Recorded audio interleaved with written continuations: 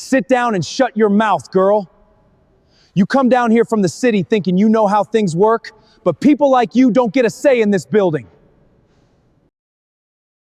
Deputy Cody Merrick's face twisted with disgust as he shoved the 58-year-old black woman onto the wooden bench. With a harsh, metallic clank, he snapped the cold steel cuffs tight around her wrist, chaining her to the rail like an animal. She didn't flinch, cry, or scream. She adjusted her navy suit jacket with a chilling, calm dignity and looked him dead in the eye. You are going to want to think. Think about what you're doing, son.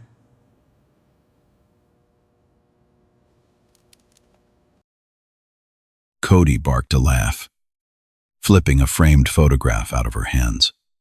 The glass shattered across her father's face on the marble floor. Trash goes in the trash. He said, kicking the broken memory into the dirt. Around them, 30 people in their Sunday best looked down at their shoes in terrified silence.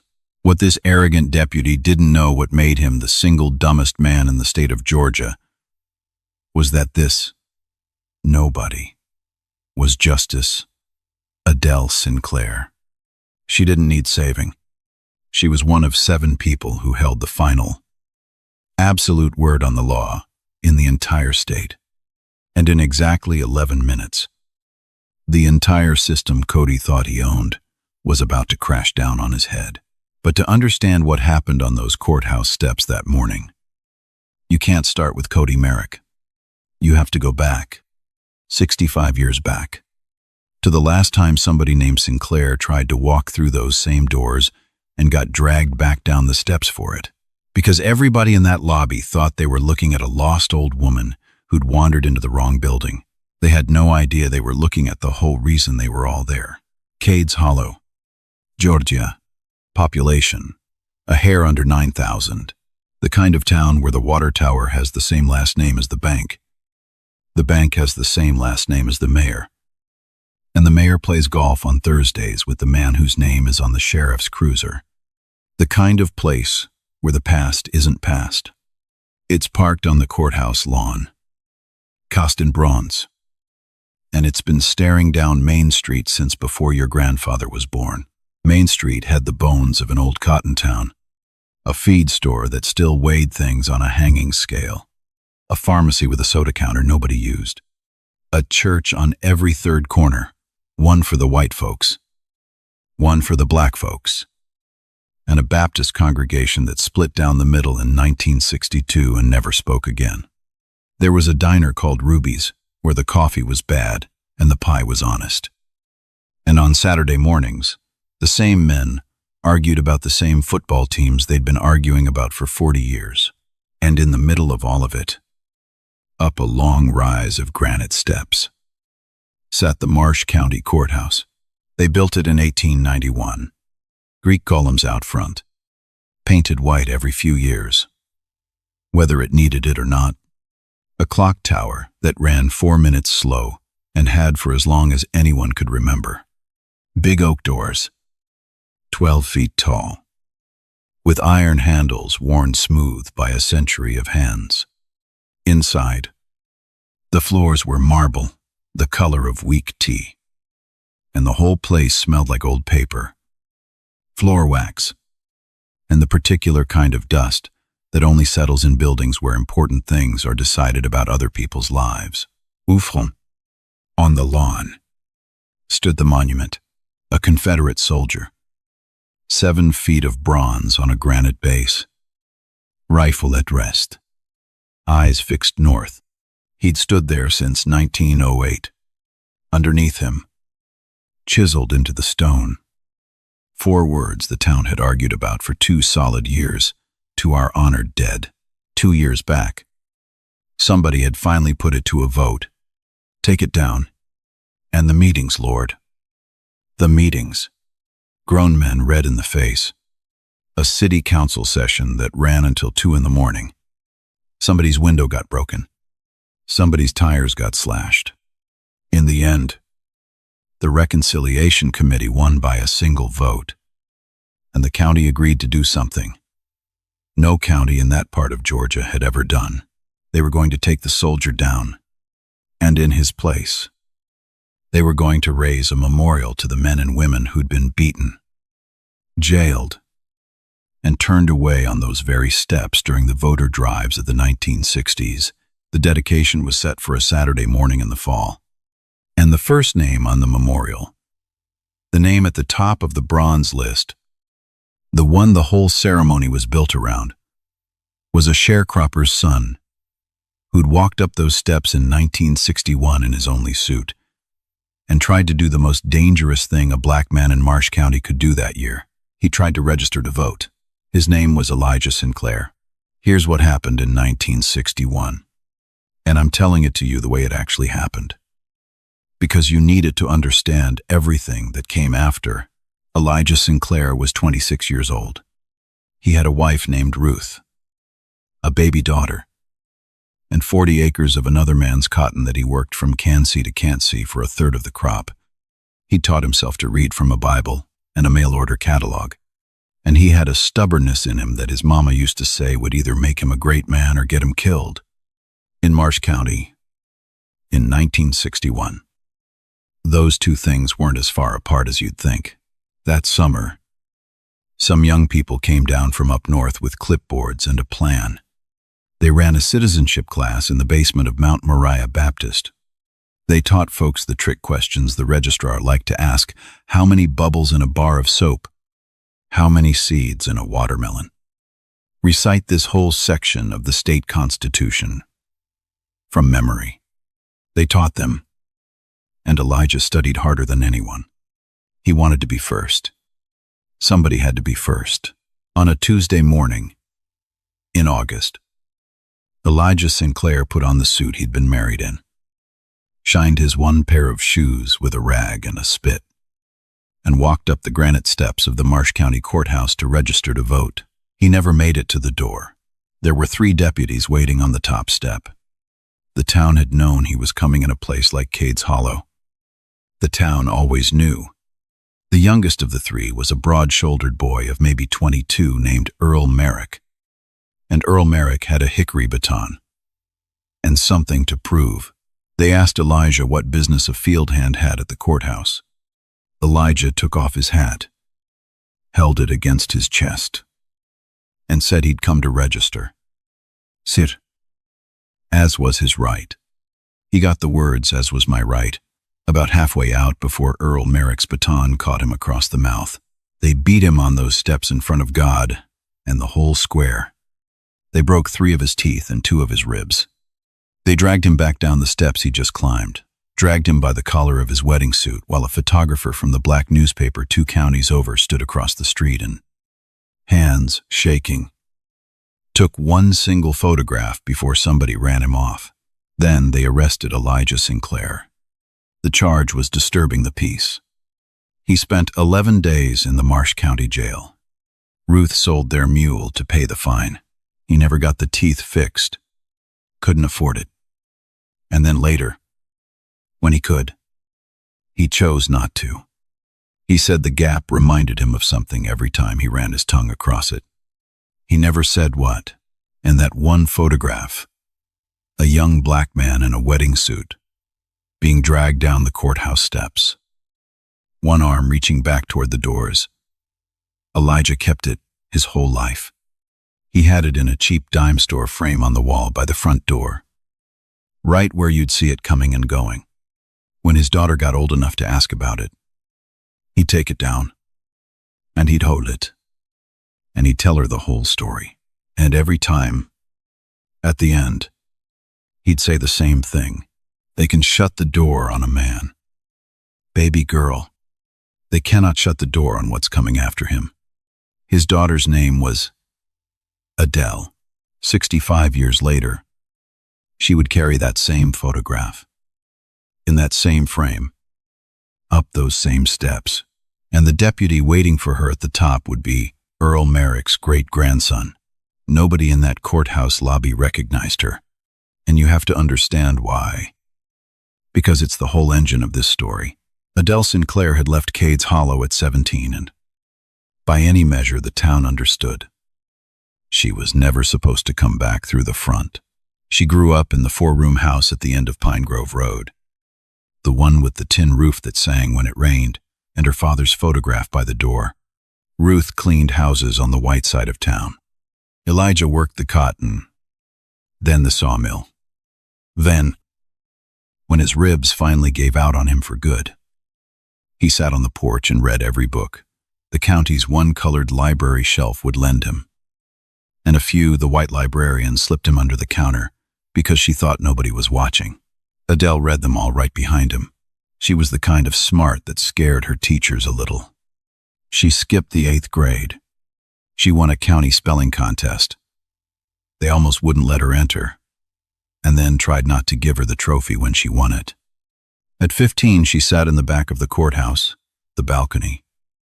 The only place a black girl could sit and watch a black man get railroaded through a trial in about 40 minutes flat. No lawyer worth the name. A jury that had made up its mind in the parking lot. She watched the judge bang the gavel, and she watched them lead that man out. And she went home and told her father she was going to be a lawyer. Elijah didn't laugh. He didn't say, "That's nice." "Baby."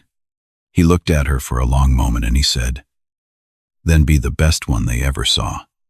Be so good they can't pretend not to see you." She was so good they couldn't pretend not to see her. Full scholarship out of state. Then law school on loans and cleaning jobs and a scholarship. A Black Attorneys Association. Scraped together for exactly 1 student a year. She came out top of her class, and she did not go to a white shoe firm that would have paid off her loans in a year. She went to the public defender's office in Atlanta and spent 9 years standing between poor people and the machinery of the state. One impossible caseload at a time. Then, civil rights work. She spent a decade suing sheriff's departments for beatings, for buried complaints, for men who died in holding cells and got written up as natural causes. She got a reputation. Lawyers on the other side started settling when they saw her name on the caption. Because Adele Sinclair did not bluff and did not lose the ones she believed in. And she only took the ones she believed in. She made judge at 49, state appellate court at 54, and 2 years back, the governor of Georgia, a man who did not agree with her about much of anything, but who could read a room and read history, appointed her to the Supreme Court of Georgia, Justice Adele Sinclair, one of 7 people who had the final word on the law in the whole state. Her name was on opinions they taught in law schools now. Her signature turned other people's worst days into precedent. And here is the thing you have to hold in your head, because it is the key to that whole terrible morning. Cades Hollow had no idea what she looked like. She'd left as a skinny 17-year-old girl with plaits and a hand-me-down coat. She came back a silver-haired woman of 58 in a plain navy suit. The town that raised her had watched her leave. It had never really watched her arrive anywhere.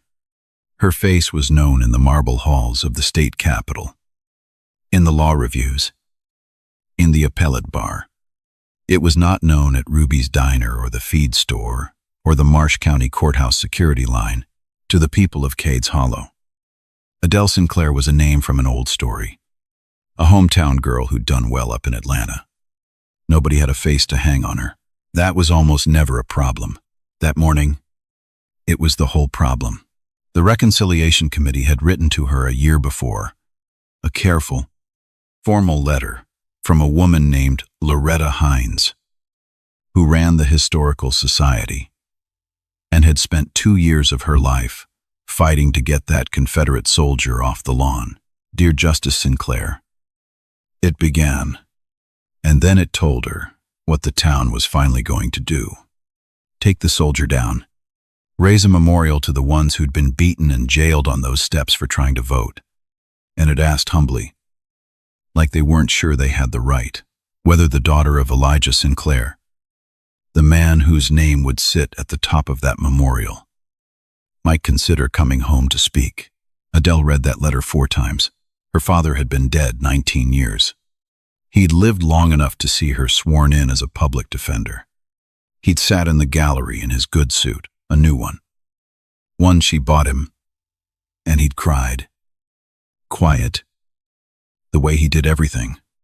He did not live to see the appellate court. He did not live to see the Supreme Court. And he sure as God did not live to see the day Marsh County, Georgia, would carve his name in bronze on the very lawn where they'd broken his ribs, but she had lived to see it. And she was going to stand on those steps and say his name out loud, in front of the whole town. In the place where they'd tried to erase it, she said yes. She could have come with the whole apparatus of her office. A Supreme Court justice can travel with security. She could have called ahead, arranged a motorcade, had the sheriff's department line the route.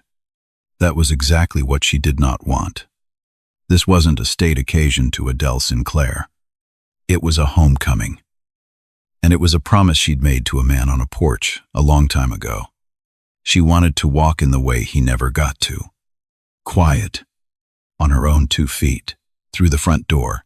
So on that Saturday morning, Justice Adele Sinclair drove herself into Cades Hollow in a rental car. Alone. No entourage. No sign on the door. She wore a navy suit and low heels, and she carried 2 things. A leather folder with the speech she'd written and rewritten a dozen times, and her father's photograph in its cheap dime store frame, the glass a little cloudy with age, that she planned to hold up when she said his name, so that the town could see the boy they dragged down these steps, and see that he'd come back up them at last, carried in the arms of his daughter. She parked 2 blocks away because the lot was full. She walked up Main Street past Ruby's Wanting, past the feed store, past the bronze soldier, who wouldn't be standing there much longer. She was early. She was always early. Her father taught her that too. The ceremony wasn't for an hour. She climbed the granite steps her father had climbed in 1961, and she reached for the 12-foot oak door with the iron handle worn smooth by 100 years of hands. And that is where Cody Merrick was waiting. Now, on the other side of Cades Hollow, there was a name that carried weight, the same way a boot carries weight by what it can step on. Merrick. There'd been a Merrick with a badge in Marsh County for 4 generations. Earl Merrick, who beat Elijah Sinclair on the steps in 1961. Made deputy, then chief deputy, then died a respected man with a plaque in the sheriff's office and a road named after him out by the county line. His son wore the badge after him, and his son's son, Roy Merrick, everybody called him Bull, had been the sheriff of Marsh County for 22 years. Bull Merrick was the kind of lawman who shook your hand at the Rotary lunch on Wednesday and made your cousin's arrest record disappear on Thursday, depending on your last name and which way you voted. He'd run unopposed. The last 4 elections. He controlled the county jail, the evidence room, the incident reports, and the long memory of who owed what to whom. In Marsh County, the law wasn't blind. The law was a Merrick, and it saw everything, and it forgot exactly what it chose to forget. Bull's boy was Cody. Cody Merrick was 27. He'd washed out of the police academy in the next county over something about a use of force complaint in his training file that never got fully explained, and his daddy had brought him home and pinned a Marsh County deputy's star on his chest. Anyway, officially, Cody worked courthouse security, ran the metal detector, checked bags. I kept the peace in a building where the biggest daily crisis was a custody hearing. But Cody didn't walk like a man who ran a metal detector. He walked like a man who wore his father's whole county on his hip. Loud. Bored. That mean in the specific way of a young man who has never once in his life been told no and made it stick. The black folks of Cades Hollow knew him best. The way you always know the storm that keeps hitting your side of town. Cody was the deputy who ran your plates twice. Who followed you 3 blocks for nothing? Who showed up at the high school games and found reasons? who called grown men, boy, and grandmothers, sweetheart, in a voice that made both words sound like a slap, and nothing ever came of it. Because every complaint against Cody Merrick, like every complaint against his father, and his father's father, ended up in a file in a building his family had run for 100 years. And that file had a way of going quiet. That morning, Cody Merrick was in a foul mood before he ever clocked in. He hated the ceremony. His whole family did. Taking down the soldier, their soldier. The one his great-granddaddy Earl used to stand next to for the photographs, and putting up some memorial to a bunch of troublemakers who'd gotten what was coming to them 60 years ago. The Merricks had fought it at every meeting. They'd lost by 1 vote, and now Cody had to spend his Saturday running a metal detector, while half the county filed in wearing their church clothes to celebrate the day his family's legacy got hauled off the lawn on a flatbed.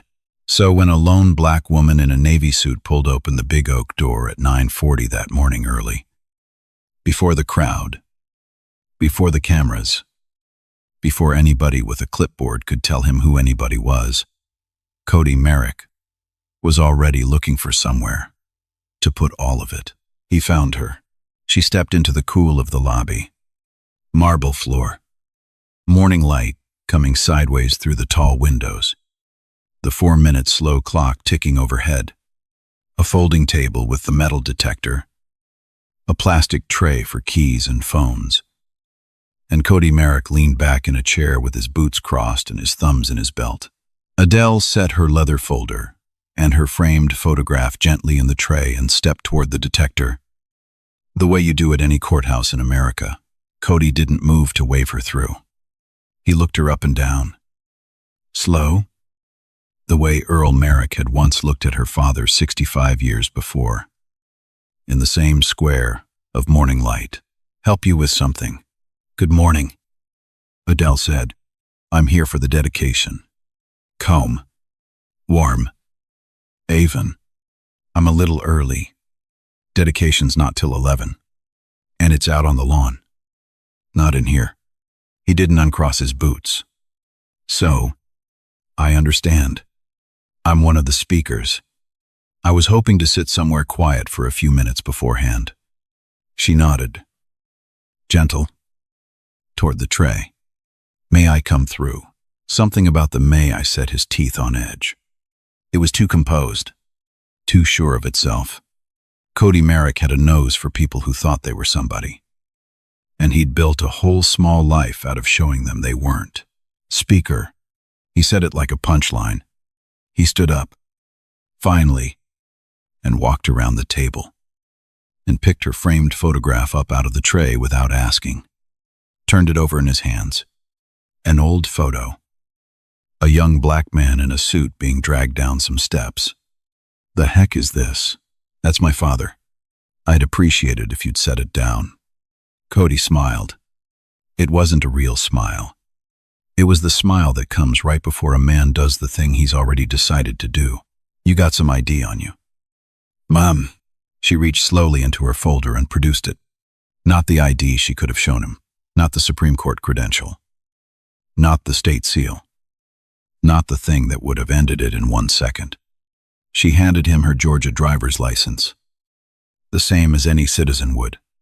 Because 30 years of standing in courtrooms had taught Adele Sinclair exactly what a man like this was. And exactly how a black woman survives a man like this. And it was not by announcing that she outranked God. It was by staying calm. Staying lawful. Giving him nothing to grab. She'd been giving men like Cody Merrick nothing to grab her entire life. Cody looked at the license. Adele Sinclair. Atlanta Sinclair. He turned the name over. He didn't know it, didn't connect it to the story his own family never told. The one where Earl was the hero and the field hand was the troublemaker. To Cody, it was just another name on another license held by another woman who thought she could waltz into his building and tell him to set things down. Atlanta, he said. So you drove all the way down here to what protest that what this is? I'm here to speak at the ceremony. Deputy, that's all. Still level, still warm, but her eyes had gone very steady. The way water goes still and deep right before it drops off a falls. Say, I don't think so. Cody set the photograph down, not in the tray. On the table, face down. Hard. I think you're one of these agitators come down to make trouble on a day the whole county's trying to have something nice. And I think he glanced at the license again. I think this address is 2 hours from here, and I think you got no business inside this courthouse. So here's what's going to happen. Sweetheart, you're going to pick up your little picture and your little folder, and you're going to wait outside like everybody else. Out on the lawn, where you belong. Behind him, the lobby was beginning to fill. A few early arrivals in their church clothes. A clerk, a bailiff named Marcus Webb, a heavy-set, black man of 50-odd, who'd worked that courthouse 19 years and had a bad feeling crawl up his spine the second he heard Cody's voice go soft and mean. Marcus slowed. Marcus watched. Marcus said nothing yet, and he would hate himself for the yet. For a long time, Adele reached for her photograph. I'll wait outside, she said, but I'll take my father's picture with me. And Cody Merrick bored. Mean, certain, 27 years old and never once told. Out of reach. Across the table. You'll take it when I say you can take it. Here's what people don't understand about a woman like Adele Sinclair. Her calm was not weakness. Her calm was a discipline she'd been forging for 50 years. In courtrooms and holding cells and traffic stops on dark roads. In every room where a black woman learns that the price of her dignity is measured out in how much she can swallow while keeping her voice level. Her calm was the most controlled thing in that lobby. And it made Cody Merrick absolutely furious. Because a man like Cody feeds on the flinch. He needs the fear. The whole point the traffic stops. The boys. The plates run twice is the moment the other person's face cracks and shows him he has power over them. That's the meal. And Adele Sinclair would not give him the meal. She stood there in her navy suit with her hands folded and looked at him with something worse than anger. She looked at him with patience, like she'd seen 1,000 of him, like she'd bury 1,000 more. Deputy, she said, and her voice dropped, quiet and even, so that the people gathering behind him had to go still to hear it. You're upset about something this morning, and it isn't me. I'd like my father's photograph, and then I'll step outside. And neither one of us needs to make this into what you're about to make it into. That did it. What you're about to make it into. Like she could see it coming. Like she knew him.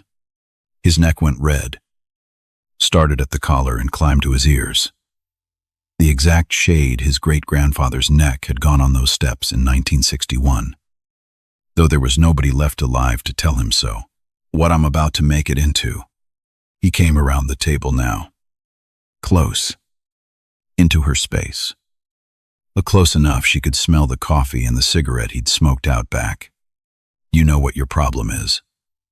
You come down here from the city thinking you know how things work. You don't know a thing about how things work in this county. Lady, my family's been how things work in this county for 100 years. I know exactly how things work in this county. Adele said. She said it so quietly, and so certainly, that for 1/2 of 1 second, something flickered behind Cody's eyes. Some animal warning. Some sense that the ground under him was not what he thought it was. He stamped it out. He always did. Marcus. He didn't turn around. He snapped his fingers over his shoulder at the bailiff. Marcus. Get over here. Marcus Webb walked over slow. 19 years in that building. He knew every bad thing this family had ever done, and he knew the exact weight of a black man's pension in a county run by Merricks. His stomach was a fist. Cody, Marcus said. Low. Man. And she just here for the ceremony. Lit here. Did I ask you a question? Cody didn't look at him. I said, get over here. This woman's refusing to leave a secured area. She's being combative. I want a witness. Combative. She had not raised her voice one time. And Marcus Webb, God forgive him. He'd say later, God forgive me. Marcus Webb stopped talking. He stood there. He became a witness to exactly the thing he'd tried. For one sentence, to stop, because that is what fear does in a room like that. It doesn't make monsters. It makes bystanders. 12 of them. Then 20. Then 30. Filling that lobby in their Sunday best. Watching a thing go wrong. And each one waiting for somebody braver to be the first to speak. Nobody was the first. Mom, I'm gonna need you to put your hands behind your back. On what grounds? Still level. But there was steel in it now. Cold and bright. Deputy Merrick, I have committed no crime. I have raised my voice at no one. I've asked you for a photograph and told you I'd leave. If you put your hands on me, you need to understand precisely what you are doing. And precisely who. Hands. Behind your back. He had the cuffs out now. You want to do this the hard way. We'll do it the hard way. Trespassing. Obstruction. Failure to comply. I can find 3 more if you keep talking. There was no trespassing. There was no obstruction. There was no crime. And there was no charge. And there was nothing at all in that lobby except a young man with a badge and a 100-year-old last name, and a woman with brown skin who would not be afraid of him. Adele Sinclair looked at him for a long moment, and then because she had spent her whole life learning that you survive the encounter first and you fight the injustice second, from a place of safety, on your terms, with the whole force of the law you've given your life to, she made a decision that cost her more than anyone in that room would ever know. She turned around. Slowly, she placed her own hands behind her back. She would not give him a reason. She would not give him the struggle he was hungry for. She gave him her wrists, and she kept her chin up, and she stared straight ahead at the tall windows and the bronze soldier out on the lawn. And she thought about her father on these steps. And she breathed. Cody Merrick snapped the cuffs on. Too tight. On purpose. The steel bit into the soft skin over the bone and she did not make a sound. He walked her 3 steps to the long oak bench along the wall. The bench where defendants' families wait. Where the county's whole sorrow sits and waits its turn, and he pushed her down onto it by the shoulder. Then he ran the second cuff through the iron scrollwork of the bench rail and clicked it shut, so that a justice of the Supreme Court of Georgia sat chained to a bench in a county courthouse, like an animal tied to a post. Sit down and shut your mouth. Girl. That word again. Girl. 58 years old. One of 7 people who spoke the final word on the law in the state of Georgia. And this child called her girl and chained her to a bench. And 30 people in their church clothes looked at the floor. And then Cody Merrick did the thing that, later, when the video played on every screen in America, made grown men have to leave the room. He picked up her father's photograph off the table. He held it up in front of her face. That cheap dime store frame. That boy in his wedding suit reaching back toward the doors. He looked at it. And he looked at her. And something cruel and lazy crossed his face. This, what you dragged down here, this your granddaddy or something, he smirked. Bunch of troublemakers. Should have stayed home. Put it down. Her voice cracked for the first time. Just once. Just on those 2 words. Please. Put my father's picture down. Please. She had not said please to a man like this in 30 years. She said it now because it was her father's face. And this boy had it in his hands. Cody Merrick opened his hand and let the photograph drop. It hit the marble floor, and the glass shattered in a spider's web straight across Elijah Sinclair's face. And then Cody bored, done with her. Already turning to the growing crowd like a man who'd handled a nuisance, kicked it. A little flick of the boot, it skidded under the bench. Into the dust. Into the dark. Out of her reach. Trash goes in the trash, he said. He walked back to his metal detector. He picked his coffee up off the table. He took a sip, and Adele Sinclair sat chained to that bench. Her father's shattered photograph in the dust beneath her. Her wrist bleeding a thin, bright line where the steel had cut. 30 of her own people's descendants and her own people themselves looking anywhere but at her, and she did not cry. And she did not scream.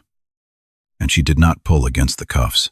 She sat with her spine straight and her chin level, and she looked at that boy across the lobby, and she began, very quietly, to count, not to calm herself. She was already calm. She counted because her father had taught her to count on those steps in the story.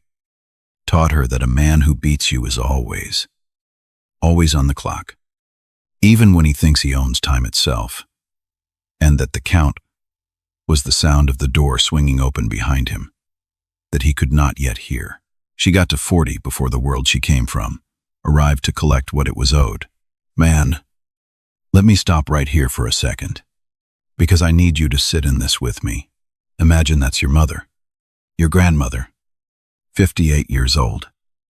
Spent her whole life clawing her way up from a tin roof house to the highest court in the state, and she drives home. Alone. On the one morning they're finally going to honor her murdered slow father. And a bored boy with a badge chains her to a bench and kicks her daddy's photograph into the dark. And a room full of people who knew better, church folks. An old bailiff. A clerk. Every last one of them looks at the floor. You think you'd have said something. You sure? Because 30 people that morning would have sworn on Sunday they'd never let a thing like that happen. And when it happened, right in front of them, in the light, they went quiet. That's the part nobody wants to look at. Not what Cody did, what the room did. So tell me in the comments. And be honest. When you saw a thing go wrong, and the whole room stayed quiet, were you ever the one who stayed quiet too? No.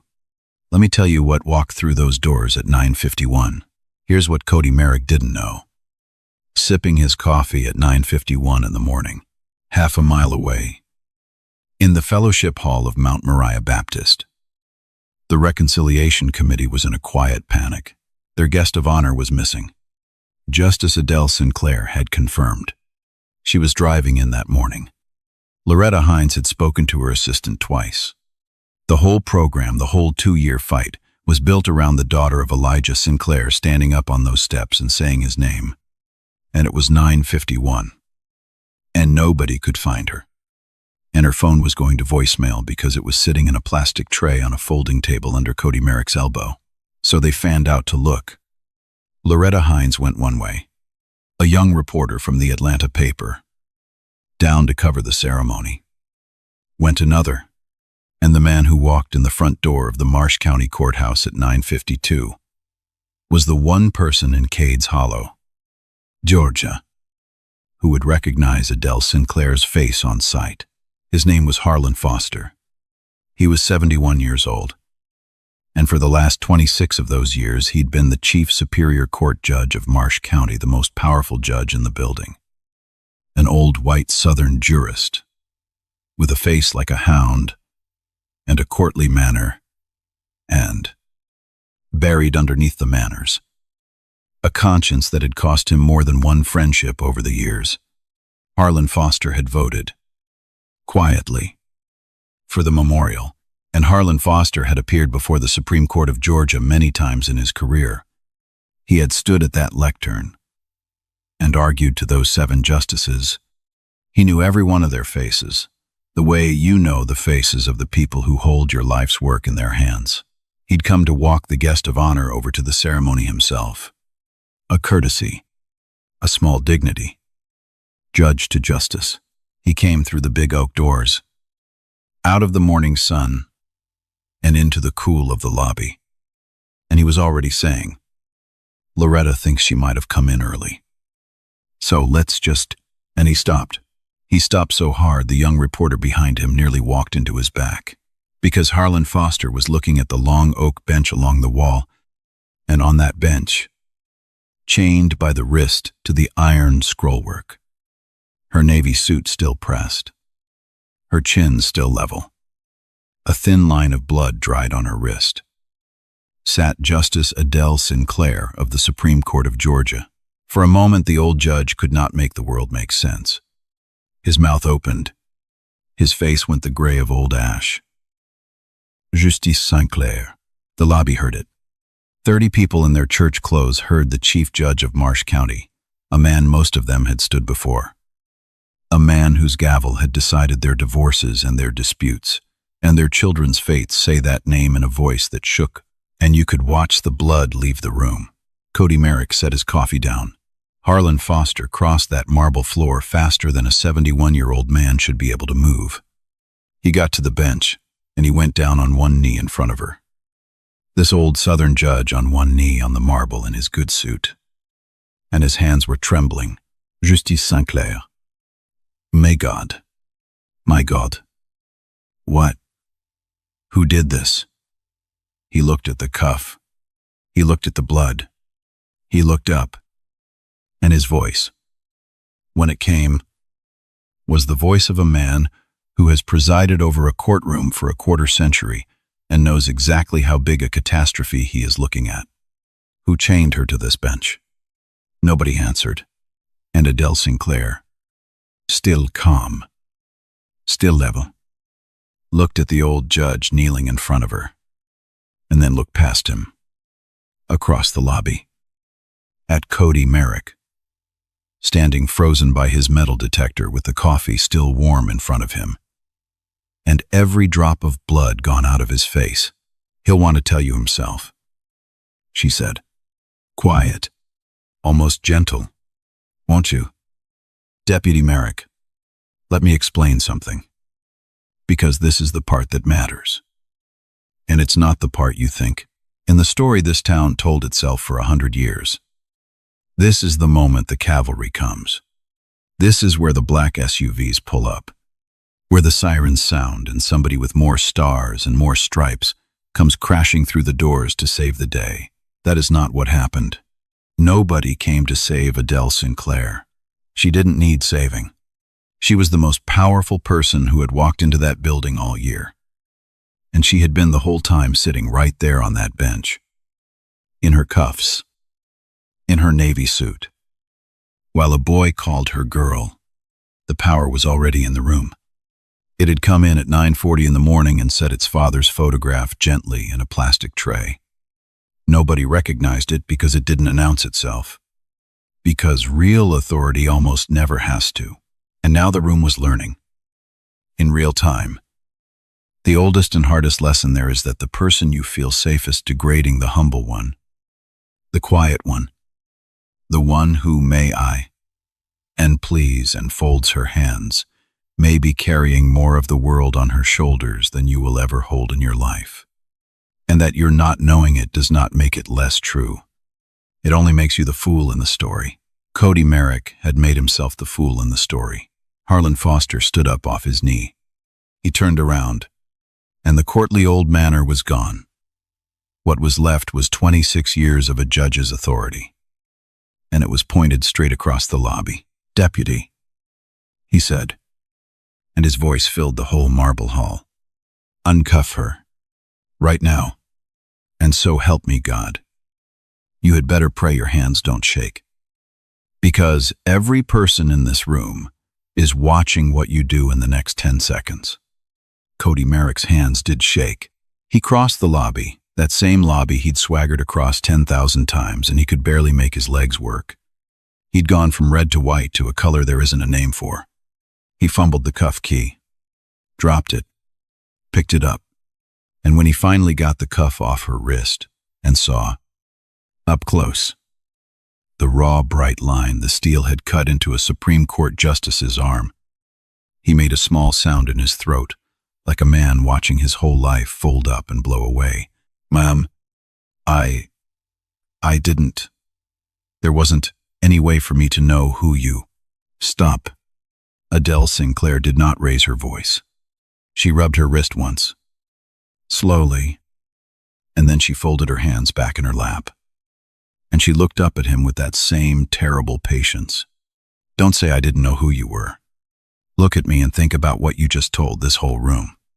You said the reason this shouldn't have happened is that I turned out to be somebody, which means you believe it would have been fine if I'd been nobody. If I'd been a tired woman off a farm road who came to see the ceremony. You'd have chained her to this bench and kicked her daddy's picture in the dirt and gone back to your coffee. And you'd have felt just fine about it." The lobby was so quiet you could hear the 4-minute slow clock ticking overhead. "That's the thing you did wrong this morning. So, it was never about who I am." She let it land. "It was about who you thought you were allowed to do that to." Then Adele Sinclair did something nobody in that room expected. And it was more powerful than anything they were braced for. She got down on the floor, in her navy suit, on her low heels. A justice of the Supreme Court of Georgia knelt down on that marble and reached under the bench into the dust. And she brought out her father's photograph. She held it in both hands. The glass was shattered clean across his face. That boy in the wedding suit. That arm reaching back toward the doors he never got to walk through. She looked at it for a long moment. Her thumb moved once across the broken glass, careful of the edges, and then she stood up. Slow, steady, the way her father used to get up off that porch, the way a person rises when they want the whole world to understand they are choosing to rise. And not because anybody gave them permission. She held that broken photograph against her chest. By now, the front doors were full. Loretta Hines had come running when she heard, and stood frozen with her hand over her mouth. The young Atlanta reporter had his phone up and, God bless him, had been recording since the second Harlan Foster said her name. 2 more deputies had come in off the lawn, and they were staring at Cody like he'd caught fire. And out on the granite steps, the crowd for the ceremony was starting to gather. Church hats and Sunday suits. And word was already moving through them, the way word moves. Something's happened. Something's happened inside, and that's when Bull Merrick arrived. The sheriff came through the doors in his full uniform, big and florid and certain, because somebody had radioed that there was a situation at the courthouse, and Bull Merrick had been walking into situations and making them go his way for 22 years. He took one look, his boy white as a sheet. The old judge standing over him. A black woman in a navy suit holding a broken picture frame. A reporter with a phone. And his instinct, the 4-generation Merrick instinct, kicked in like a reflex. Contain it. Smooth it. Make it go quiet. All right. All right. What we got here? Bull put on his rotary lunch smile and spread his hands like a man calming a spooked horse. Looks like we've had ourselves a little misunderstanding. Mom, I am the sheriff of this county, and I want to apologize on behalf of Sheriff Merrick. Adele Sinclair turned to face him fully. The broken photograph against her chest. And there was nothing to smooth and nothing to contain in her voice. Only the flat, clear authority of a woman who had spent 30 years taking men like him apart in front of juries. I'd stop talking, if I were you, because you are about to say something on a recording that is going to matter a great deal to you very soon. And I think, deep down, 4 generations deep down, you already know exactly whose picture I'm holding. Bull Merrick's smile faltered. He didn't know the whole of it yet. He didn't know that the name on that memorial, being dedicated on his family's lawn in 1 hour, the name at the very top, was the name of the man his own great-grandfather, Earl, had beaten down these steps in 1961. He didn't know that the woman holding the broken frame was that man's daughter. He didn't know that the machine his family had run for a century, the buried files, the quiet favors, the phone calls that made things disappear, was about to run into the one kind of power. It had never once in 100 years been able to make a phone call about, but he was starting to feel it, the way the ground feels right before it goes. And Bull Merrick did what his family always did when the ground went. He reached for his phone. He'd call the county attorney.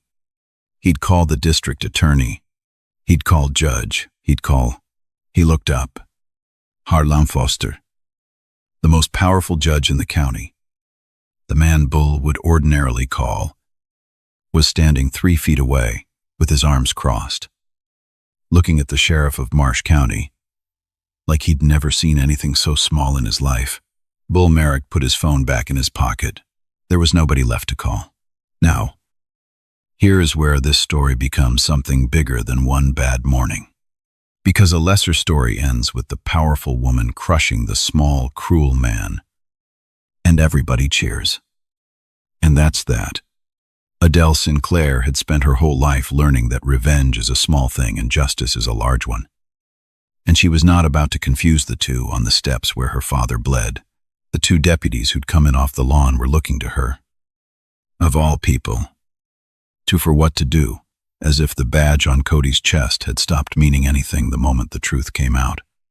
And in a way, it had. Adele Sinclair looked at Cody Merrick, standing there ruined, and she said something that surprised every person in the room.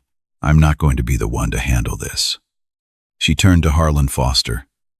"Judge Foster, I want it on the record, and I want it in front of these witnesses, that I am recusing myself completely from anything that follows from what happened here this morning. I will not sit in judgment of this young man. I will not so much as offer an opinion on his case. I am a witness and a victim. Nothing more.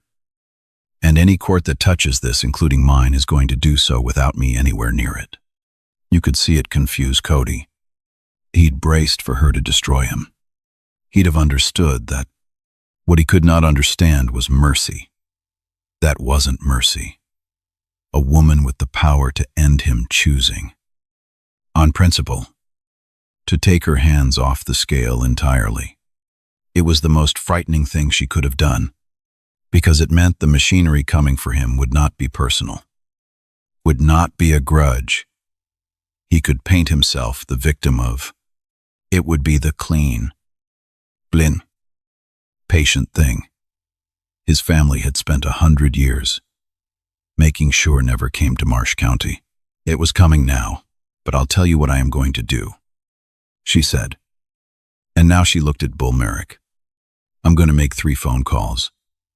The second I have my phone back, one to the Attorney General of the state of Georgia, who is a personal friend and who is going to appoint a special prosecutor from outside this county, because there is not one soul in Marsh County who can be trusted to investigate a Merrick, and we all know it. One to the United States Department of Justice, Civil Rights Division, because what happened to me on that bench is a federal crime deprivation of rights under color of law, and because I have a strong suspicion, Sheriff, that I am not the first person it's happened to in this building, and one to every reporter I know. Though she glanced at the young man from Atlanta, whose phone was still up and still recording. It looks like I won't have to work too hard on that one. Bull Merrick's face was the color of putty. Now, Adele turned back to the room, and her voice softened, and she spoke to the 30 people in their church clothes who had watched and said nothing. I'd like my phone and my folder, and then I believe we all have a ceremony to attend. The video went up before Cody Merrick was even out of the building. The reporter from Atlanta, his name was Devin Ames, 26 years old, 3 years out of school, posted it raw. No edit, no music. Just 3 minutes and 40 seconds that started with an old Southern judge whispering Justice Sinclair and went from there. He captioned it with one line. This just happened at the Marsh County courthouse in Cades Hollow. Gah. The woman chained to the bench is a justice of the Georgia Supreme Court. She came to speak at a ceremony, honoring her own father. By that night, it had 2 million views. By Sunday, 11 million. By Monday, it was leading every broadcast in the country. And for once, the anchors on channels that agreed about nothing all agreed about this. There was no angle you could find that made it anything other than what it was. A young deputy chaining a 58-year-old woman to a bench and kicking her father's photograph into the dust. On the morning that town had set aside to atone for doing that very thing. To that very family. 65 years before. The symmetry of it was almost too much for people. Veterans of the movement, men and women in their 80s, now. Some of whom had been in that basement at Mount Moriah in 1961 went on television and wept. Legal organizations issued statements within the day. The kind of question started going around that always goes around when a thing like this happens in the light. If he was comfortable doing that in a crowded lobby. On camera. In front of 30 witnesses. What did the Merricks do in this county when nobody was filming? The special prosecutor found out. Her name was Camille Ozai. 15 years as a prosecutor. Appointed out of the Attorney General's office. And she came into Marsh County with a mandate. And no local loyalties whatsoever. The first thing she did was subpoena 100 years of the Sheriff's Department's complaint records. The second thing she did was find out that a great many of them no longer existed, but not all of them. Because in every rotten system there is always one person who saw it coming and refused to let the whole truth burn. That person, it turned out, was Marcus Webb, the bailiff, the one who'd said one-sentence man. She just here for the ceremony and then gone quiet. The shame of that quiet had eaten him alive for exactly as long as it took him to drive home that afternoon. And by evening he'd made a decision. For 19 years, Marcus Webb had watched complaints come into that building and disappear. And for the last 11 of them, quietly, without telling a living soul, he'd been keeping copies. In a fireproof box, in the crawlspace under his house. Because some part of him had always known that a day like this one was coming. And that when it came, somebody was going to need the truth. And the truth was going to have to survive the Merricks. To get there, Marcus Webb handed Camille Ozai that box himself. And then he sat down and gave a sworn statement about everything he'd seen in 19 years, including his own silence that morning, which he refused to leave out. Because he said, a witness who edits himself is no witness at all. Inside the box were the buried complaints. Camille Ozai read every one. There was Deacon Cornelius Pratt, 70 years old, a church elder, whom Cody Merrick had detained for 40 minutes in a gas station parking lot in the January cold over a candy bar. The store's own camera showed him paying for. Pratt had filed a complaint. It had vanished. There was Tyrell Boyd, 16, honor student, whom Cody had thrown to the ground and cuffed outside a high school football game because he matched a description that was never written down anywhere. Tyrell's mother had filed a complaint.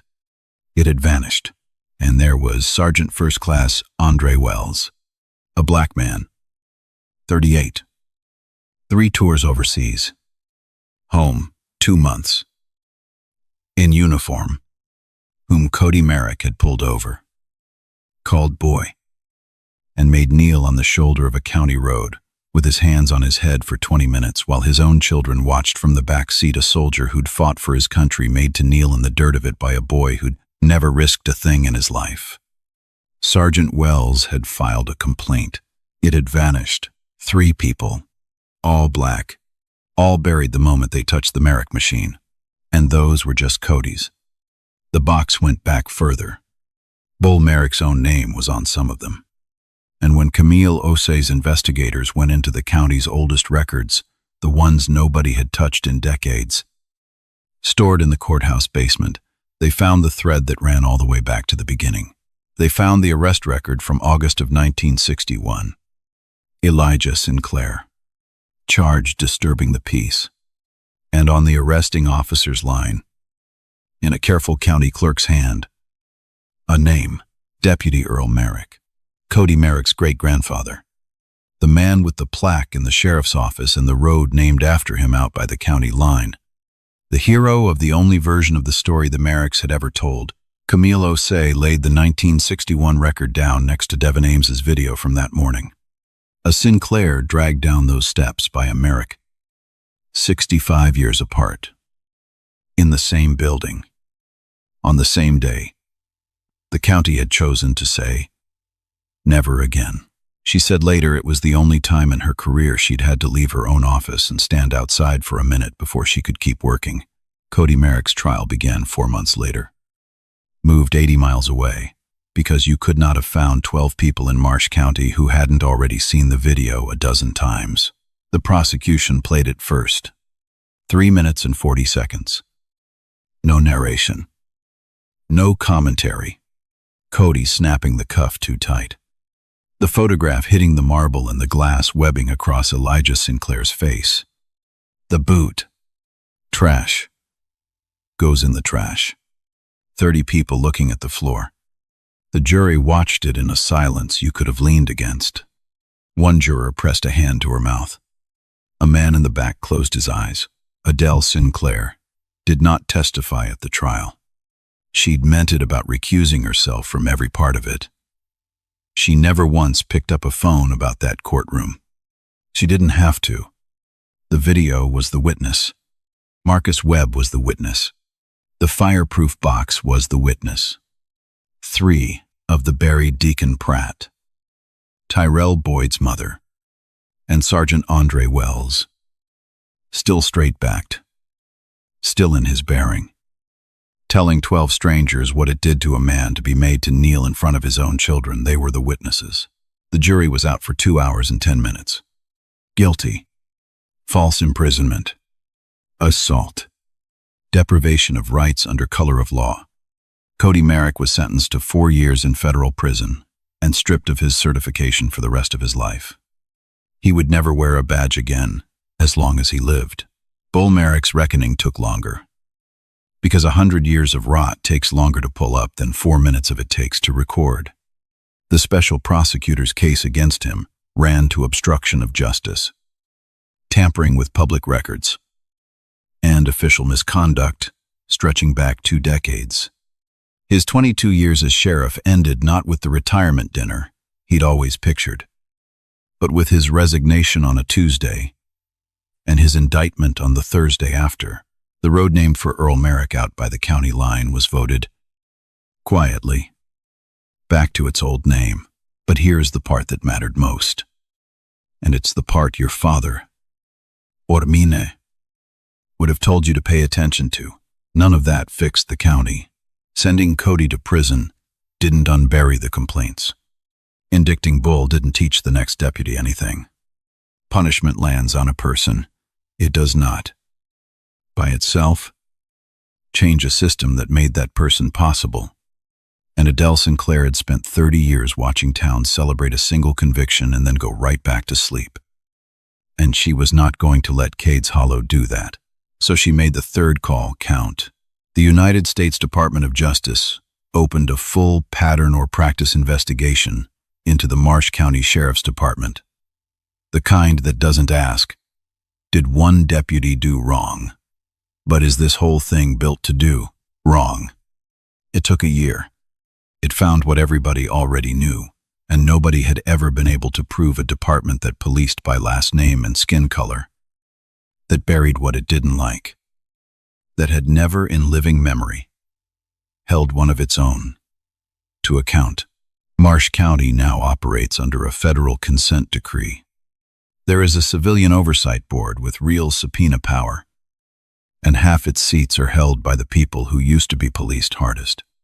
Every deputy wears a body camera that cannot be switched off during any contact with the public. Every complaint is logged, numbered, and reviewed by an independent monitor who does not answer to a Merrick or anyone who ever golfed with one. It is not perfect. Adele Sinclair would be the first to tell you no system is where LibriVox Pradle is. But it is not what it was. And the box of buried complaints, Marcus Webb's box, became the founding evidence of a reckoning that reached back through 3 generations of one family's badge. Sergeant Andre Wells was appointed to that oversight board. First seat. The soldier they made kneel in the dirt now sits in judgment of the department that did it. Deacon Pratt swore him in. That's not revenge. That's the door swinging open. Elijah Sinclair told his daughter, "You cannot shut the door on what's coming after a man." Turned out he was right about more than he knew.